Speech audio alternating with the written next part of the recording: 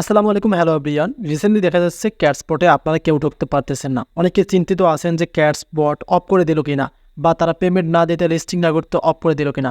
So এই যে আপনারা ডিটেলসটা দেখতে পাচ্ছেন, সেন্টেন্সগুলো দেখতে পারতেছেন, আমরা যদি এখান থেকে আবার ক্যাটস্পটে অপশনে ক্লিক করি, তাহলে আপনারা দেখতে পারবেন এখানে তাদের যে এই অপশনটা এসে যাবে।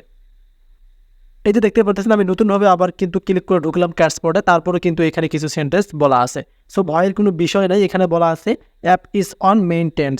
সো আমি আপনাদেরকে বাংলা ট্রান্সলেট করে বোঝাচ্ছি, তাহলে আপনারা বুঝতে সমস্যা হবে না। নেক্সট টাইম থেকে এরকম আপনাদের অ্যাপে করলে আপনারা কিন্তু অনেকটাই সুবিধা পেয়ে যাবেন। সো এখানে তারা বাংলাতে বলে দিয়েছে, এখানে দেখেন আমরা ট্রান্সলেট করে নিয়েছি।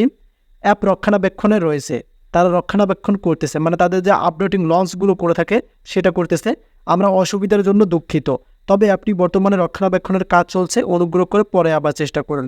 বলতে আপনারা 2 মিনিট, 4 মিনিট, 5 মিনিট বা 30 মিনিট, 15 মিনিট পর কিন্তু আবার ক্লিক করে ঢুকবেন, দেখবেন যে ঢুকে যাবে। সো অনেকেই ভাবতে পারেন যে আসলে এরা অফ করে দিল কিনা।